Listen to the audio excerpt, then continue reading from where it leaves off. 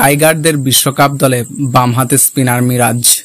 যারা টাইগার ক্রিকেটের টুকটাক খবর রাখেন তারা জানবেন বাংলাদেশ দলের মিরাজ একজনই। তিনি ডানহাতি স্পেশার মেহেদী হাসান মিরাজ। ব্যাটিংয়ের সমান দক্ষতা রয়েছে তার। বামহাতি স্পিনার এই মিরাজ তাহলে আবার কে, তা জানতে একটু অপেক্ষা করতে হচ্ছে। মূল প্রেক্ষাপট হচ্ছে আগামী 1 জুন বাংলাদেশের সময় দুটো যুক্তরাষ্ট্র এবং ওয়েস্ট ইন্ডিজে শুরু হবে টি-20 নবম আসর।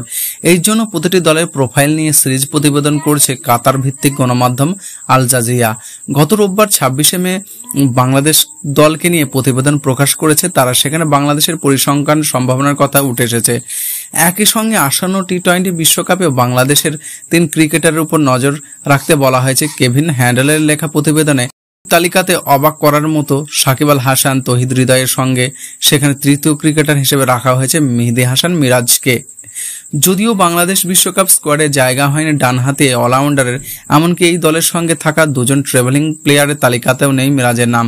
শুধু তাই নয়, মিরাজের ব্যাখ্যায় বলা হয়েছে বামহাতি স্পিনারের সঙ্গে ব্যাটিংয়ের সমান দক্ষ তিনি। প্রতিবেদনটিতে মিরাজের বিষয়ে বলা হয় 2016 সালে বাংলাদেশ অনূর্ধ্ব 19 দলের একজন তারকা মেহেদী তার বামহাতে স্পিন এবং ব্যাটিংয়ের দক্ষতা নিয়ে দ্রুত জাতীয় দলে নিজেকে প্রতিষ্ঠিত করেছেন। এছাড়াও ঘরোয়া এবং ক্যারিবিয়ান টি-20 লিগেও খেলার অভিজ্ঞতাই বিশ্বকাপ কাজে লাগাতে চান। আসন্ন টি-20 বিশ্বকাপে বাংলাদেশ দলে মিরাজের থাকা এবং তাকে বামহাতে স্পিনার হিসেবে উল্লেখ করা আল জাজিরার প্রতিবেদনের ভুল হলেও এখনো পর্যন্ত এ বিষয়ে কোনো মন্তব্য পাওয়া যায়নি। যদিও দল ঘোষণার আগে বিশ্বকাপ স্কোয়াডে তার থাকার বিষয়ে গুঞ্জন উঠেছিল।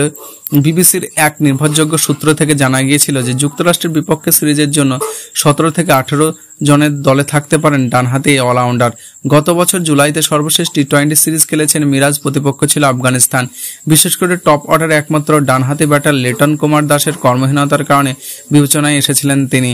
টি-20 বিশ্বকাপের আগে আসলে এই ভূমিকায় ছিলেন মিরাজ। এমনকি ওয়ানডে বিশ্বকাপেই ওপেনিংয়ে নামতে হয় তাকে, কিন্তু তাকে ছাড়া টি-20 বিশ্বকাপের দল ঘোষণা করে বিসিবি।